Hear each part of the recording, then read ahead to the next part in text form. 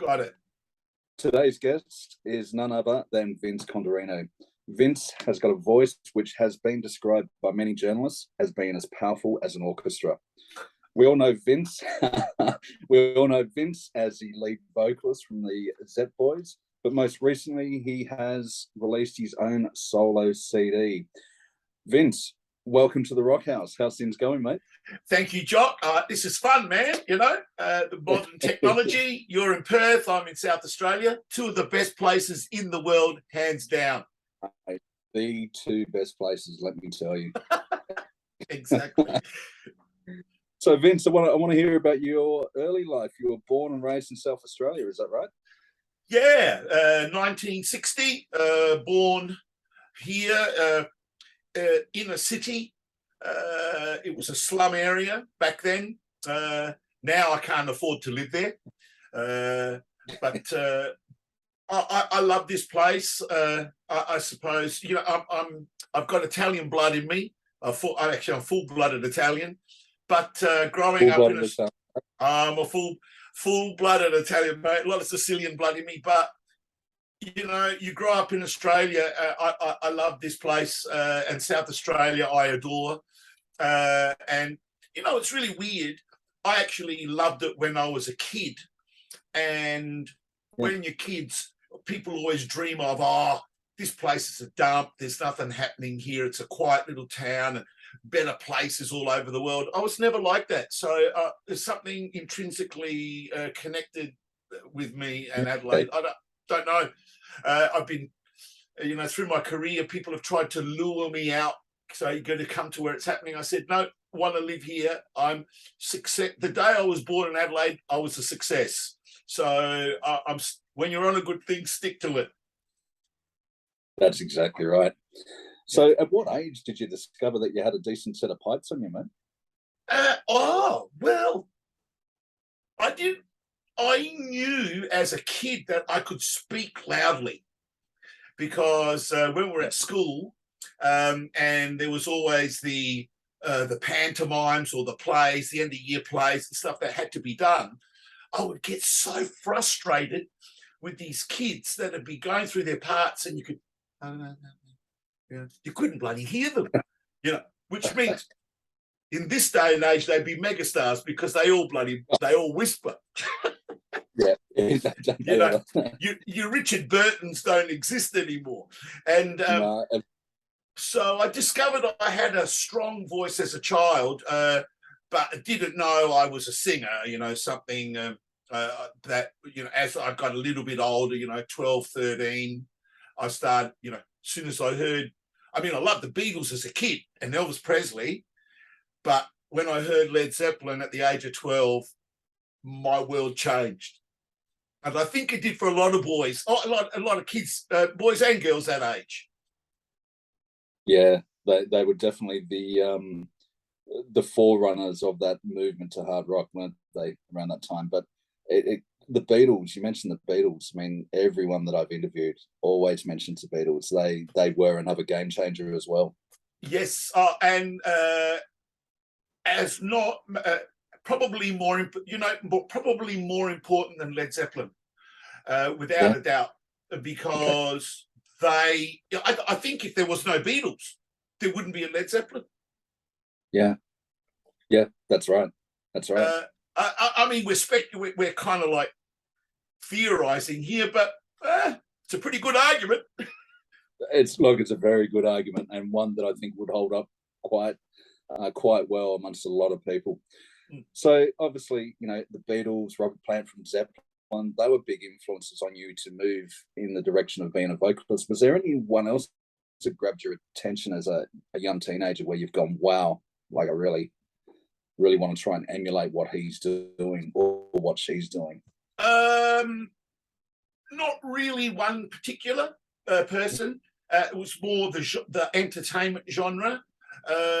My background being an immigrant, we used to listen to a lot of Italian music, very emotional, and we weren't afraid to be emotional. So when I heard singers like Elvis Presley or Tom Jones, singers that weren't afraid to just let it all out, I resonated with that, and so I was always attracted to the big voice, and the emotional voice.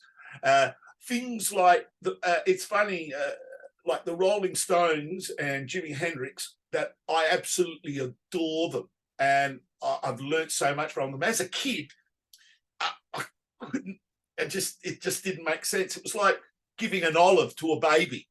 You know, it's like, no, I don't like that.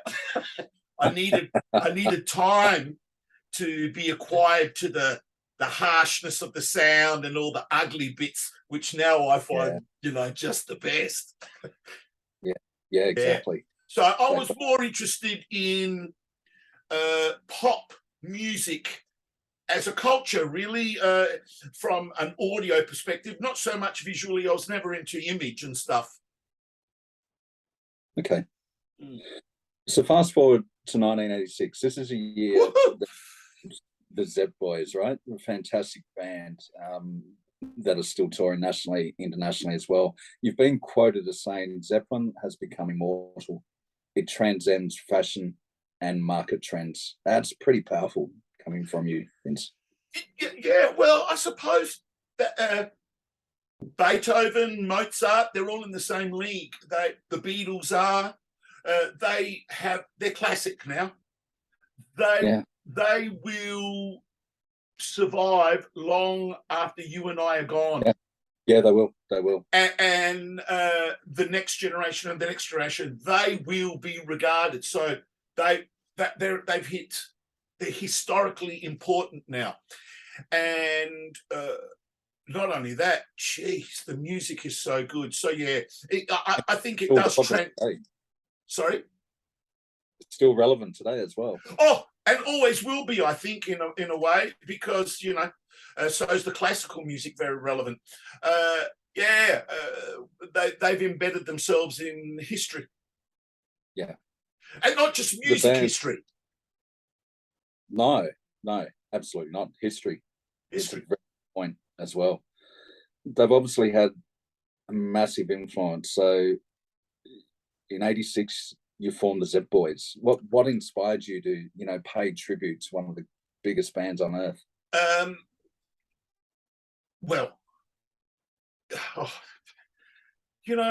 It should be a really easy question to answer, but there's so many layers to that, Jock, because you go back as a 12-year-old, you listen to Led Zeppelin for the first time, and you all, your ears and the transistor are having sex. It's like it's taken it to another level. And then you learn to play the guitar and you sing and you try to do some Zeppelin, of which you fail miserably. You could always do Elvis.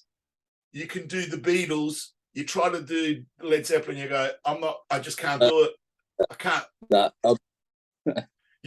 And then you fast forward to 1986, and I was already a seasoned pro by then. I'd been on the road as a professional since 1978 and in bands since 1974.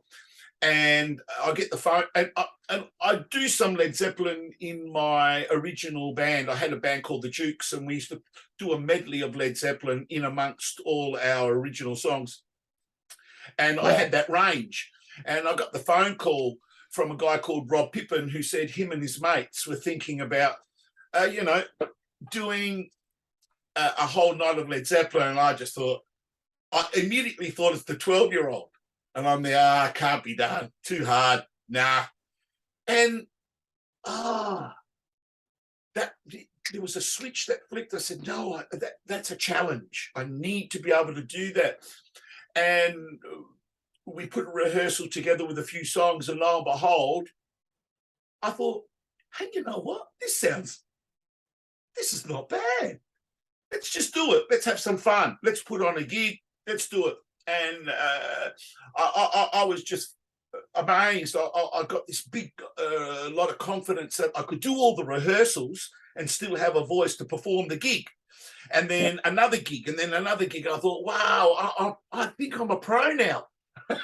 It wasn't until I did it, Led Zeppelin, that I thought, I think I can do this now. And I was 26 years old, and I've been doing it since I was 14. Right, and an amazing experience. But you're right. You did one gig, you did another thing, another gig, and another gig after that. It was only meant to be a one-off gig, right? But it sold out very, very quickly. What was your feeling inside when you thought this is a one-off thing, but all of a sudden it's just gone off like wildfire? Well, it wasn't too foreign there, because the band that I was in, it was huge in Adelaide. We would chock-a-block places all the time. So I thought, I'll get a bit of a following that'll come and see me play in this Zeppelin thing. So we planned 3 gigs the very first time we went out. We thought, to make it work. And they're all really well attended. So we thought, you know what? Let's do this down the track again and again. And bit by bit, it grew and grew. And we thought, actually, let's take this on the road. And there weren't any cover bands tribute bands back then. There was a Beatles band from Perth called the Beatniks, way back in the 70s, and all the Peter Dean's brother was the bass player, I think, in that, and there was Elvis impersonators, and then we decided to do this. Fantastic. It's probably important to say that whilst the Zep Boys are a tribute band, you've made it quite clear that you're not impersonators. You bring your own style to the band. How important is that for you to bring your own style to this music? For me, it's very, very important, because now we're not pretending. To pretend you're someone, to do all the moves and everything, I think it actually restricts you with letting go with the music as well. So Led Zeppelin never played the same song the same way, ever. It was always different. No, Jimmy Page is very strong on that. Yeah. Now, us reproducing their music, we thought we can't take that liberty too much, because the people coming to the show, they predominantly want to hear it as it is on an album. So obviously when you do a song, you have to deconstruct it anyway, because there's only one guitar player on stage, and Jimmy would have 10 guitars that he would have done, and there'd be a whole lot of Robert Plants layered and stuff, and keyboards and all sorts. So obviously we couldn't do that. So in a way, we were able to put ourselves into it, but stick to the themes and perform the songs as the people would go, that's just like the album. So yeah, it's an interesting study. Yeah. Mate, I'm going to touch on some of the stuff that the Zep Boys have done with orchestras, but you've played in front of some pretty impressive crowds as well. I think the largest crowd you've played for is over 50,000 people. That must have been an amazing experience in itself. Yeah, that was at the Super 8 500 here, the 500s. We did Clipsal, and back in the early days, there were people everywhere. So that would have been the biggest outdoor concert we had performed. And yeah, that was pretty incredible that day. I remember, people looked like ants. It was great. So, and then of course, just the normal touring, and you put 1,500 people in a gig like the Raffles. It's pretty good. Yeah. Remember the Raffles? Remember the Raffles? I'm only a new addition to the state of WA, but the Raffles is probably one of the most iconic places over here. Let me tell you. Yeah. So you've been given some marvelous opportunities with the Zep Boys as well, and have played with a number of orchestras. Probably one of the biggest ones has been at the Sydney Opera House. How difficult is it to organise your music and mould it in with a full-blown orchestra? Well, by the time we got to the Sydney Opera House, I performed with orchestras quite a few times, so I was very comfortable with that. And in fact, the orchestras and the crew, and they were actually relying on us for advice as well, because of what we'd done in the past. So by the time we got to the Sydney Opera House, it was kind of like we knew what we had to do. But I must say it was the most nervous I've ever been for any gig anywhere in the world. I don't know why. I mean, we played in London and, you know, Belgium and Holland, and I was just so nervous. I think it's got this imagery, the Sydney Opera House, and overseas, it has that impact on people too. You played the Sydney Opera House, wow! And this is guys in, you know, the UK and in Europe. Wow, what was that like? So it's an iconic venue.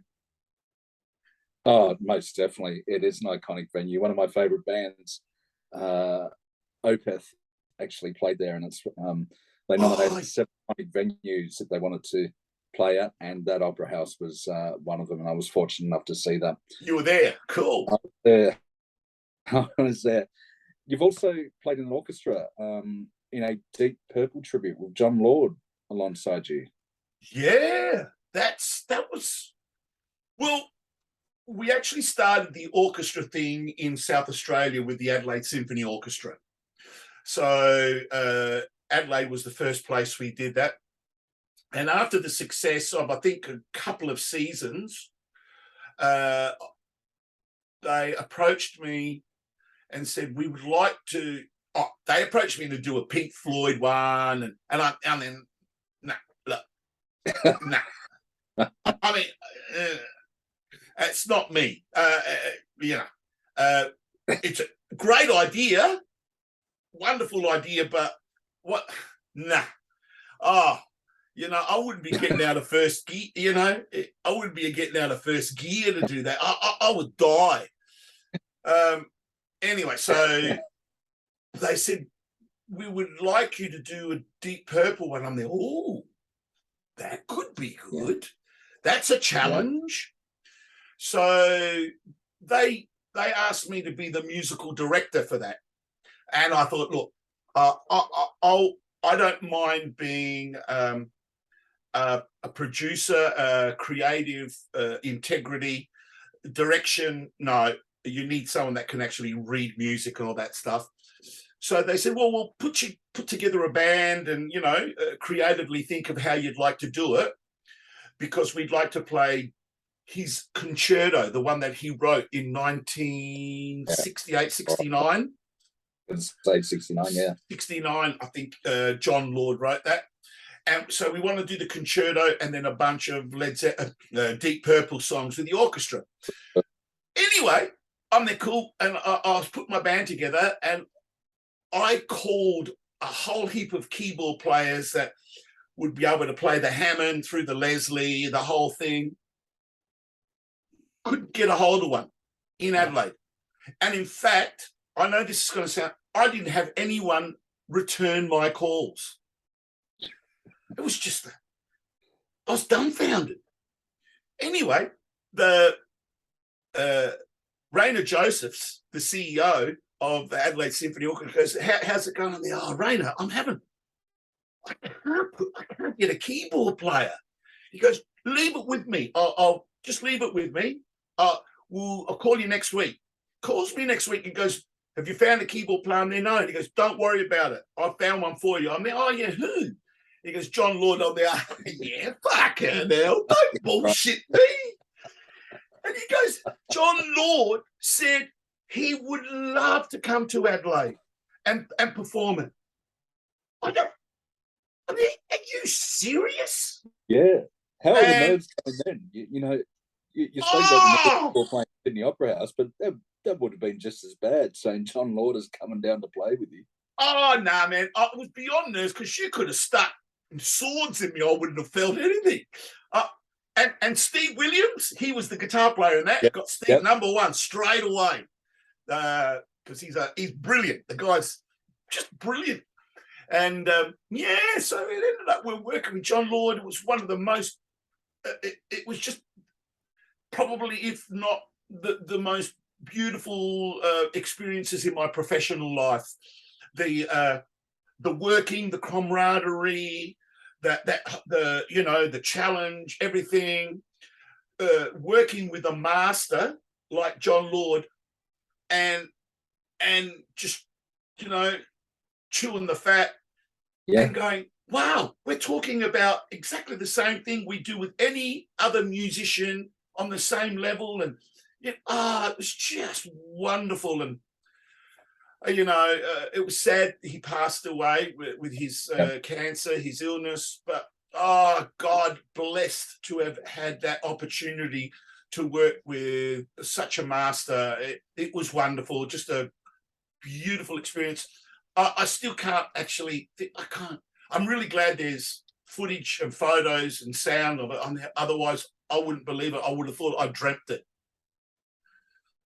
Yeah, it's such an amazing experience, and not many people have had that opportunity. So it's a credit to you, Vince.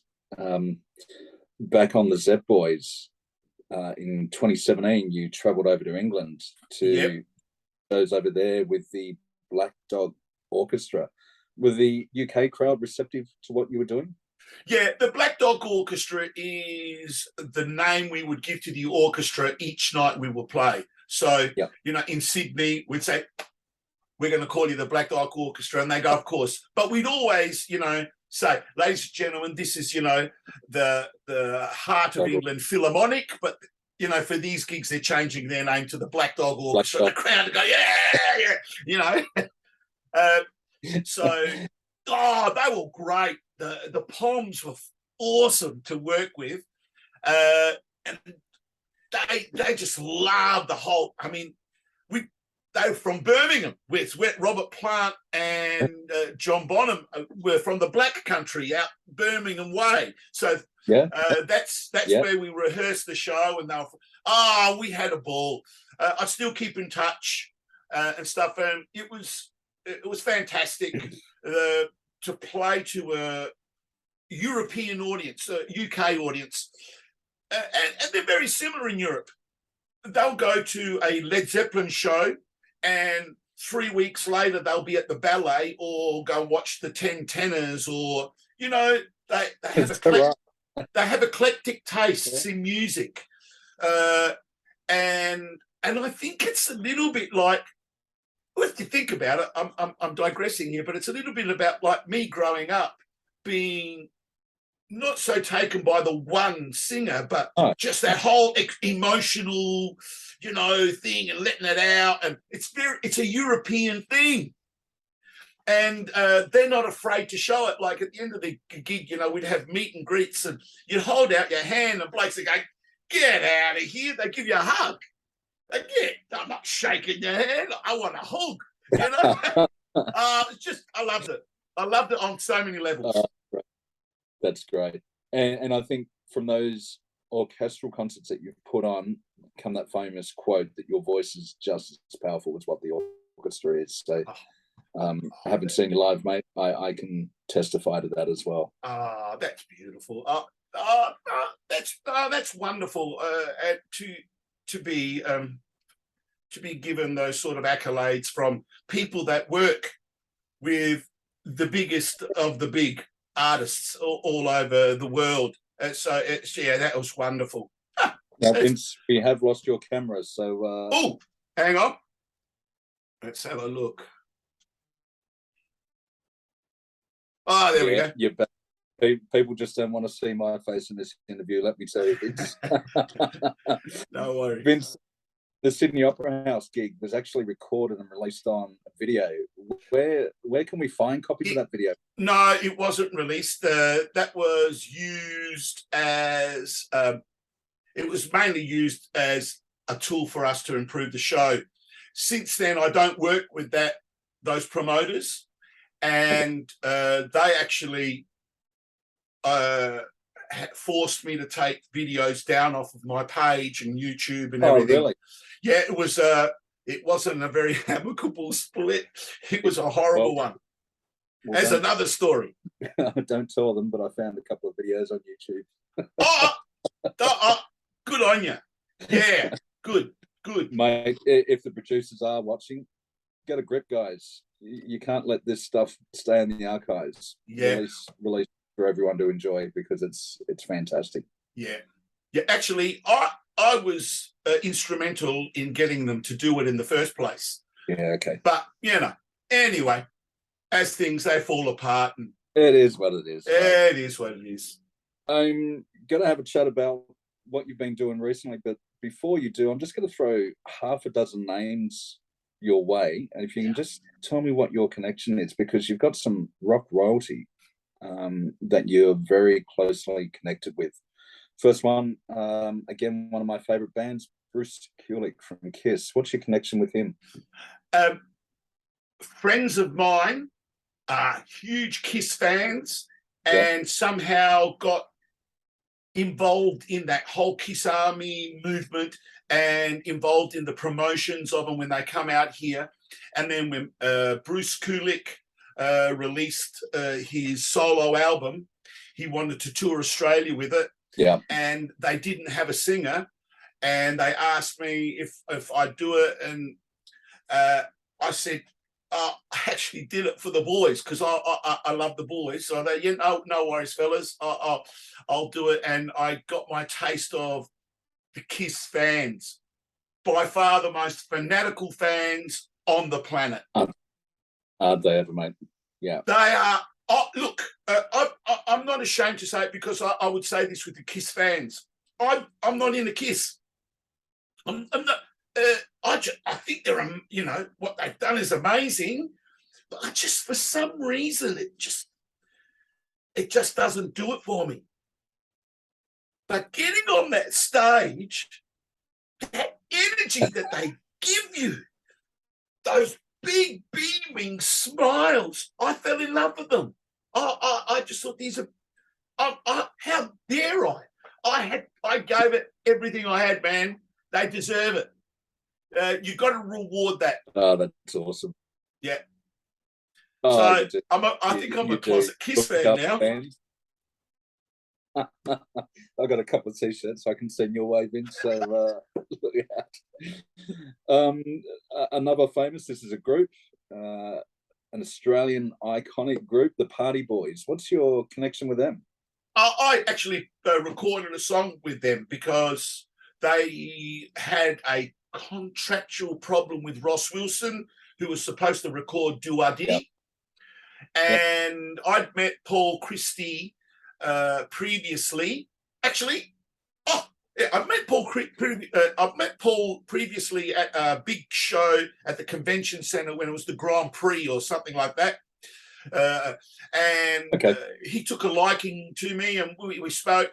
And I remember one time when he was touring the Party Boys with Joe Walsh, he rings me up and he goes, "Man, we're failing miserably. We need a singer." And so I hopped on board and did the Adelaide gigs with them. So I got to work with my guitar players in that band, Jock, were Joe Walsh and Kevin Borich. How cool was that, man? It was a rockin' night. So yeah, I got him out of the shit. And I think when he had that contractual problem with Ross, he said, "Come over and record this song." And I did a tour with the Party Boys. So that's how the Party Boys thing happened. And that's where I met Steve for the first time. Awesome. Mate, another icon in Australian rock, Joe Camilleri. What's your association?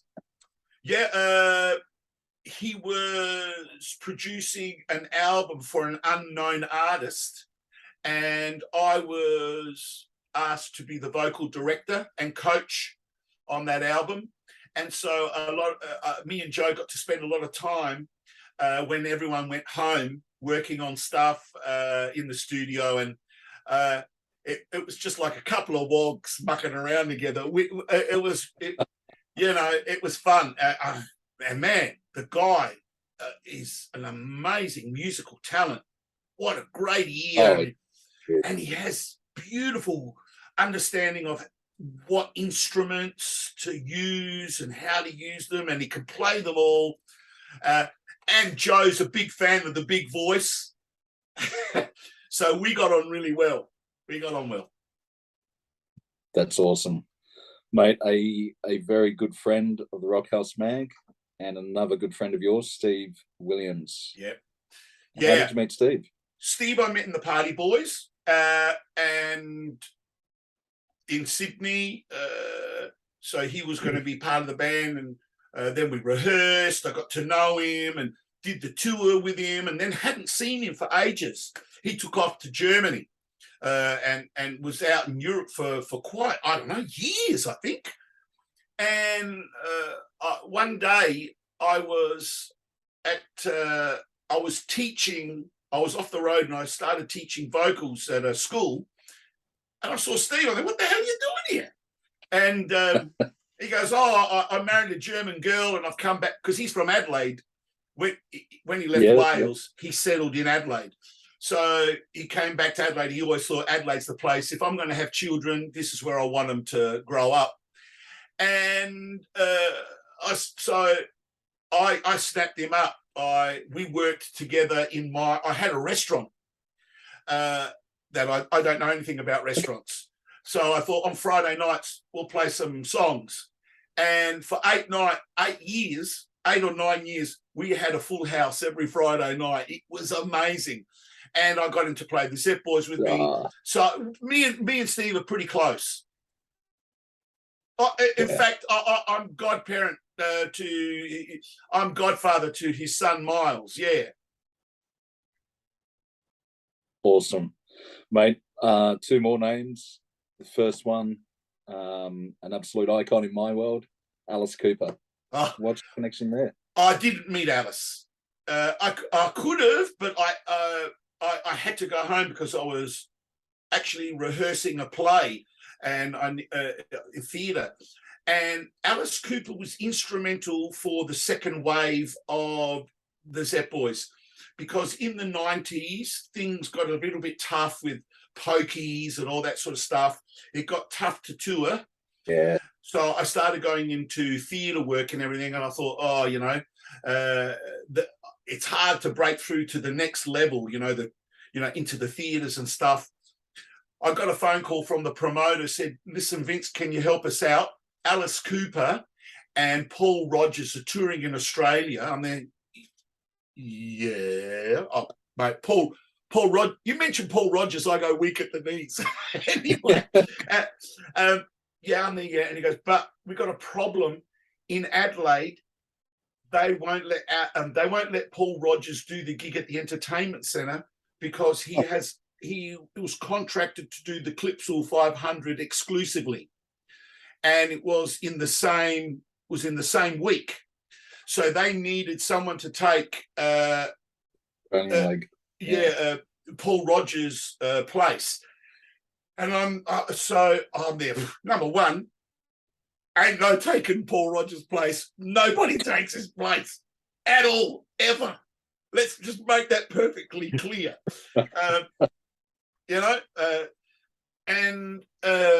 We did I put together a band pretty quickly. And the promoter, Mario Maiolo, he said, I'm going to take you guys on the road. And I just said, oh, come on, man, don't do that. It's just too hard. And he goes, you leave that to me. And he took it to the next level, to the orchestras. If it wasn't for Mario Maiolo, we probably wouldn't have done the orchestras. We wouldn't have toured overseas or anything like that. He's very close friend too. We still are very, very close. Yeah. So I owe it a lot to Mario. Yeah. There are the ones you fight with, and then there's ones that you just, will always be attached to. Yeah. Well, Mario, if you are watching, thank you for the second incarnation of the Zep Boys. We're very grateful. Final name I'm going to throw your way, Vince, Status Quo, the almighty Status Quo. Yeah. Well, growing up, Status Quo, in the 70s, we loved them, and we'd wag school and put Status Quo on, and play pool and smoke cigarettes and all that sort of stuff. And Status Quo was the band, and I had the opportunity to do a couple of supports for them.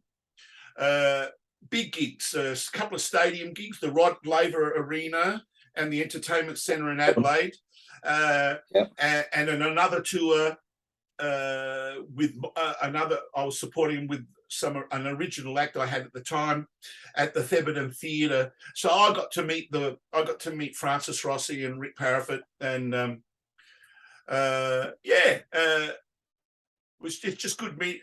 So I got to do a few tours with them. Yeah. More importantly than Status Quo, the one name you haven't mentioned, and is probably one of the most important influences on my life, because he came along when I was still a young man, and it's Stevie Marriott from Humble Pie, Small Faces. I toured with him, and I did about 4 weeks on the road, the South Australia and the east coast of Australia. And we were together every day, and he taught me so much about the dynamic of how you are used and abused as an artist, to be careful of the traps of your peers when you play. So it was more on a psychological level, just a way to be aware. And I always wondered why he pulled me aside. He had a bodyguard, and he said, "You look after him." Wow. Because I was completely opposite to what Steve was doing. At the time, I wasn't drinking, I wasn't doing drugs. I actually went vegan for a while to detox my body for the younger years, where I completely just I did some. I wish you existed so I could repent. Anyway, but so I decided to change my life, and I told him about that, and he was inspired by that. He goes, "I wish I had the courage to do that. Yeah. I can't do it." He goes, "Oh, I will say this because it's important." He goes, in his Cockney accent, he goes, "I was bleeding out me mouth and out me ass, and some cunt would come in with some injection, shove it in me, and say, 'Get up on the stage.'" That's powerful, and wow, that's abuse. Yeah. Bleeding from the mouth and bleeding from the ass. Here, have a shot, son. He goes, "Don't let that happen to you." He taught me a lot of stuff, mate. Taught me a lot of stuff about the infrastructure of Australian music too, and how he saw what was going on politically, which I could never talk about because I'd get a bullet in my head. Yeah. Let's stop the record button later, and we'll have a chat. Mate, you've been touring extensively. You started the Zep Boys in '86. You've done a lot, and then 2020 hits, and we're all going to lockdown. How much of an impact did that have on you as an artist? Well, as an artist, it actually enhanced things. As a professional musician, geez, nothing. You can't sell your wares. Oh man, and it was tough, but it was. I think. I have this. I think I must be pig-headed, and whenever I'm presented with difficult times, and when people start saying things like, "You can't, it's impossible," that's when I go, "Fucking bullshit. I'm going to fucking do something," because what I've learned is it's not so much being successful at breaking through a problem. It's actually working in the face of it, because you discover things about yourself that give you confidence, and you discover things that you normally would never have discovered if you didn't embark on an improbable, impossible task. Yeah. And that's the stuff as an artist that is magic. And if somehow you can communicate that with some sort of energy to an audience, that's gold, because that's the stuff that makes people go, oh, this is fucking great. There's an energy there, and I believe in energy. So I got together with people that were like-minded. I said, come on, we can do this, we can do that. We started live streaming, but I don't mean live streaming like we're doing now. We developed a platform where, which I don't understand what I'm going to talk about, Jock, but you probably will, a platform where you could broadcast in a bandwidth that's 720 DPI, and the sound would be good, and you could do it like we had about 8 camera shoots, and we were broadcasting to the world with 10 people in the room, and 4 of those were musicians. One of them was the host, and the other 5 were cameramen and technicians. And we put on that show, we discovered things, and we got sponsorship. We got other bands to do it. We were really, really busy, and there was nothing happening, but we were busy. I love, that was one of the best times of my life. That's good. And a lot of bands have done that. We've seen them do the live stream concert as well. But any clips? Where can I find clips of those sessions? I reckon I can. I'll get you some. I'll try and I'll send you one. Yeah. What did we call it? I think I've got it on here somewhere. What was it? Nah, it's like, I can't remember the name of the live stream we were doing, but is that's all good. At the Bridgeway Hotel. For all fans, Vince? Sorry? Oh, all right. Sorry, say again. Is it available? Is it available on any streaming platform? So no, that's it. Maybe if there was a thing called Great Live Streams, if you type in Great Live Streams. But I'll get you one, because we've got the best bits of the live stream, and there's like, I don't know, it's about 5, 6, 7 bands that did a whole lot of work. We got the Angels to do it. That was great. Oh wow! So for all the viewers out there, go Google Great Live Streams and Great Live Streams. Yeah, but that's not the only thing you did during the period of lockdown. Oh, I wrote a whole heap of tunes. I recorded it, and I thought, you know what? Let's do it. Yeah, it's something that I never thought I'd actually do again. I gave up I never gave up writing. I did it for myself, but a long time ago, back in the day where you'd have to do demos. So I would work as an artist, make a whole wad of cash, and then I'd go to these recording studios, spend it all on demos to send to recording companies that would send you the letter, really love your band, but it's not what we're looking for. And one day it dawned on me, I thought, I'm actually making a living as a musician, and I'm giving it to people that can't make a living as a musician, and they're dictating to me what I can and can't do. I just said, you know what? If you want to hear stuff, put me in the studio, you pay for it. I'm not even going to pay for the postage stamp. So that's the Sicilian in me. I've got a hard head. But that changed through the lockdown period. I looked at my Facebook page and I thought, I've got about 10,000 plus followers. A recording company back in the day would go, that's pretty good. Yeah. I'll do this independently, and that's what I've done. And so I've had charting songs in the past here in Adelaide with the Party Boys and stuff like that. I've made more money with my album than all those projects put together, and I haven't really even started promoting it properly yet. Well, let's look at promoting it, because you did release a really diverse sounding album in Going Home earlier this year. The first track, Lockdown, an absolute cracking rock track.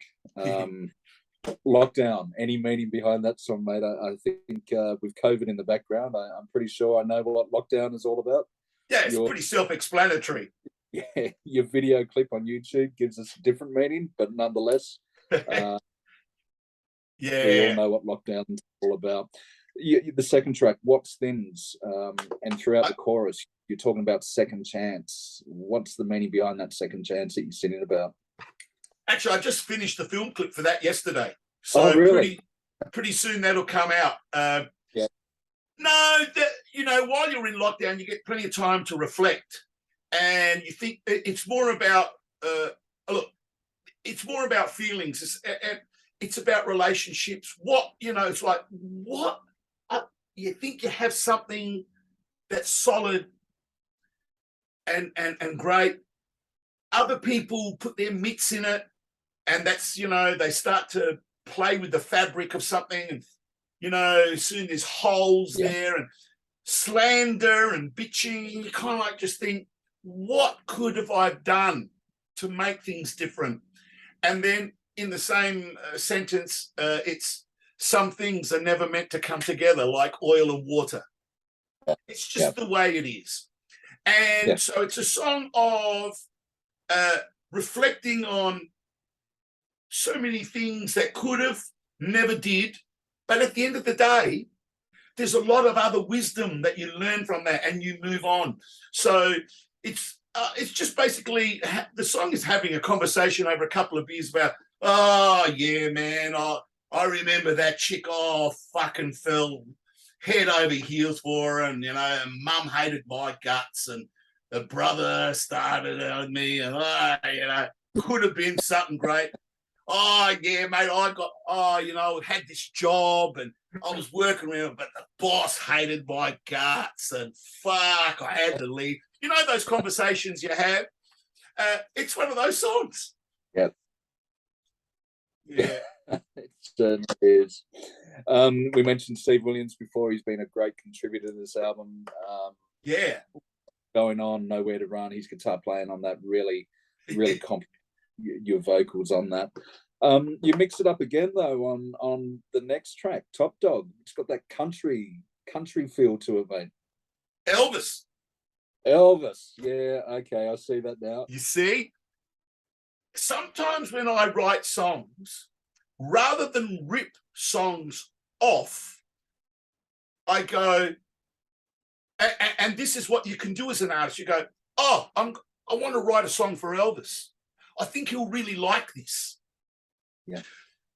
No, or I really want to write a song for Robert Plant, or I want to write a song for Ray Charles. I want to write a song for Steely Dan. And I go, what? And this is what I've come up with. And that's how I get away from myself, but being me as well. Something that you learn from being in a cover band, So there's a good thing about being in a cover band. You can actually approach your original material with another artistic bent, but you still have to use all the skills that you've learnt to perform these things. I like to describe it like a chef.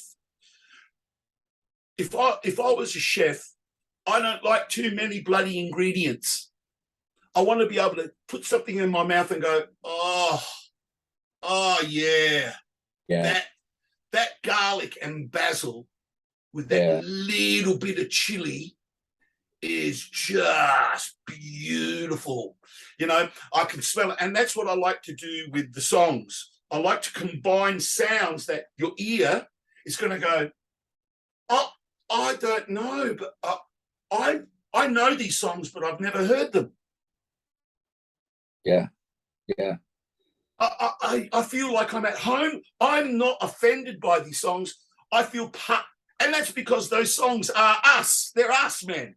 You know, they're not me. They're us. They're what we grew up with, what we like. And I thought that's how I approached it. And I did an album, and there it is. Oh, it's fantastic. The album moves on. Change My Ways, mate. Yeah. Oh, I know, man. Oh, yeah. Things like that happen. And then the self-titled track, Going Home. Is that the song that you wrote for when you're out on a long tour, that going home is the place you want to be?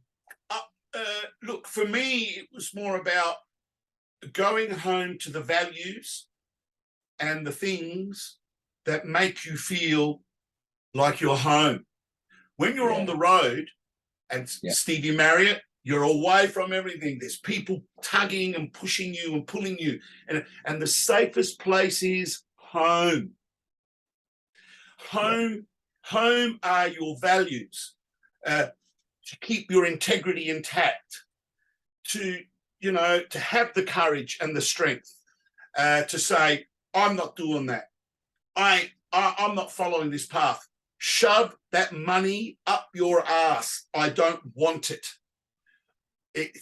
So that's what going home's all about. It's about going home. Yeah. That's a beautiful meaning there.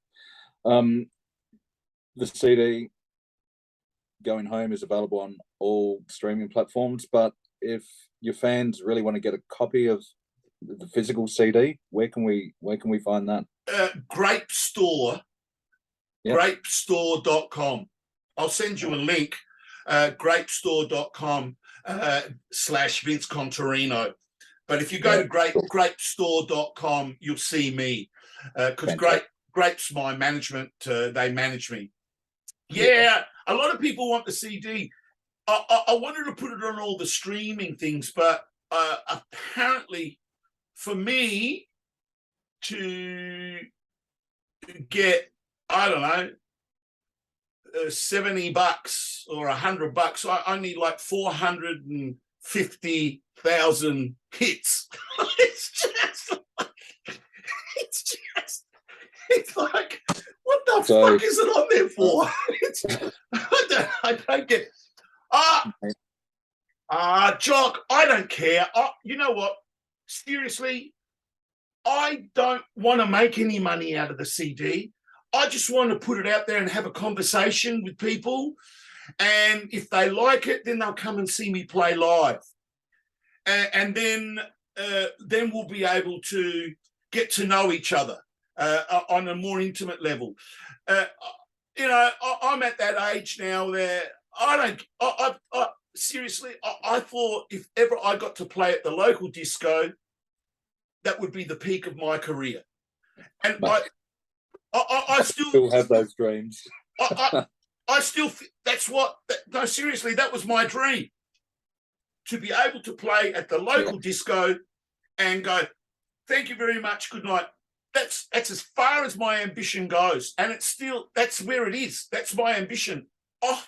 Blown that out of the water for whatever reason. So many good people behind me or whatever. So I don't give I got no ambition. I don't give a fuck about money. I just want to enjoy the rest of my life as a musician and an artist. Musician, artists, there's something special. I'm just going to call myself a muser, a musician. And to have conversations, to talk about stuff, because, one thing I learned when I had the restaurant, and I don't know anything about restaurants, one thing I wanted to impart was when people come and eat at my restaurant, I want them to feel like they're eating home. I want them to eat wholesome food that they can smell coming out of that kitchen and go, whoa, this isn't the 3 Michelin hat restaurant that we ate in Paris, and it's not a 5-star silver service, and the chairs are a bit rickety and stuff, but fucking hell, this food is so delicious. And the next day they feel better for it. And my staff, I would always say to them, please, if you can remember this, when you're actually putting food down on people's tables and serving them, you're not actually serving them. They're serving you, mate. That's a good analogy. They are putting a roof over your head and food in your mouth. So just remember them. Remember that. And they kind of go, oh, and I'm there, but never compromise your integrity. If something goes amiss, you let me know and I'll sort it out. But and that's how I want my music, man. That's what I want with my music. I want people to be able to go, oh yeah, that reminds me of this, and oh fuck yeah. And at the same time, shit, that Steve Williams a bloody good guitar player, isn't he? And stuff like that, and then come to the gig and then we have some fun and we talk about stories. That's what I want. Yeah, that's awesome to hear, mate. We speak about that.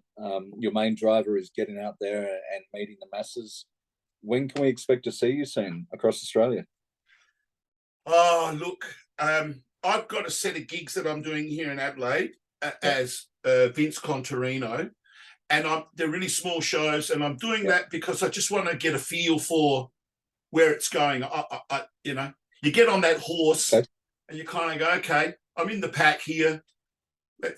Where am I going? What's happening? Let's have a look at this before I make all these grandiose, I'm going to be this and I'm going to, Zep Boys, we just toured Melbourne. I'll do a little bit of Zep Boys stuff here and there. Hopefully come over to Perth sometime next year, 2023. Do the East Coast. But I really want to look at writing and performing my own stuff for the next 10 years as an original artist and share the stories, because there's a connection for everything that I've done as an artist. All the things that I've learnt, and I don't feel myself, I don't fit the mold as your typical muso, but I look like one. I look like one. You certainly do, mate. Yeah, and you even perform like one when you're on stage too. Oh, thanks, man. Yeah, but so that's where I am for the future, anyway. Yeah, mate. What a fantastic year! Your solo CD's out, but you also got inducted alongside Steve into the South Australian Music Hall of Fame. And what greater honour can you get than being, nominated by your peer group to join that Hall of Fame? So big congratulations there, mate. Oh, thank you. You know what? I didn't think I would enjoy it because I'd been asked, and I kind of refused it. Yeah.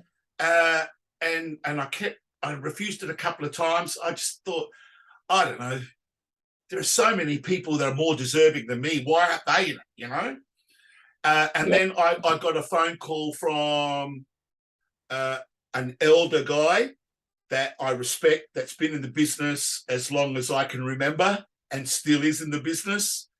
And he said, oh, man, they know how to get to me, man. Get over yourself. This is not for you. This is for all the people that have come to your gigs year in, year out for the last 40 plus years, Vince. You don't know how much joy they will get seeing you receive this. And I just went, oh, fuck.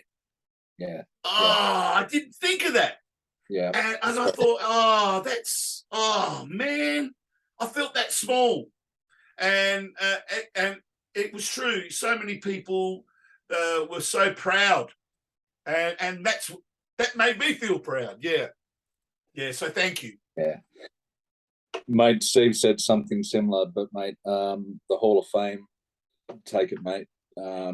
It's a hall full of legends, and you, my dear friend, are one of those legends. So be very proud, as all of your fans are proud that you're actually in there. So well done, man. Mate, I've got one final question. You know, we spoke about the great learnings that you had from Steve Marriott and how he opened your eyes really to the pitfalls of the industry. For all of the new starters out in the industry, what is the best bit of advice you can give them? Best bit of advice is, I've been in the business since I left school, and I don't know anything. I don't know anything. I don't know how to make it in this game. And yet I would have been happy just with the local disco, but I've gone far beyond that. This is what I believe. It's not because I wore the right shoes. It's not because I had the right microphone or the right guitar, or it's because I worked and worked and worked and kept working and striving to do something. And all the information that I learnt along the way just kept me elevating me one step above, because I would see people with so much more talent just not achieving things, but they just didn't have the drive, and they were impatient, and they wanted this and they expect that, and I want this.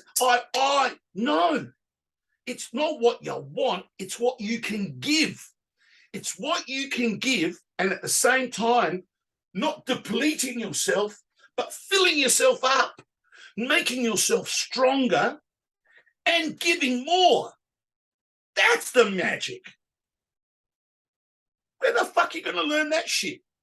I don't know. And the only thing I can tell people, and I always tell kids, just keep working and working. Because if you love yourself and you want to look after your body and you want to look after your mind, you won't do stuff that makes it worse. You'll do stuff that's better. I've just gone on. Video. Sorry. You will fuck up. You will make mistakes, but in there will be magic. So just keep working at it, and your life will go to where it should go. It'll go there. Is that a belief, a faith? I don't know, but that's my advice. That's what I know. I don't think there's any formula. Yeah, that is fantastic advice. You know, work hard. You are going to fail at some point, but just keep working and following your dream. That's fantastic advice. And look after yourself. Don't forget that one. That's the grounder. That's the bottom line. Yeah. Don't do shit that hurts you. No, definitely not. Just ask Steve. He'll tell you that exact same thing. He's been through the ringer. That's a terrible story. But anyway, Vince, it is an absolute pleasure. Just an amazing insight into your career. On behalf of Rockhouse Mag, I really appreciate your time. Good luck and best of luck with just the tours, the CD and everything, man. That's awesome. Thanks, Jock. Thanks Bella. See you, mate.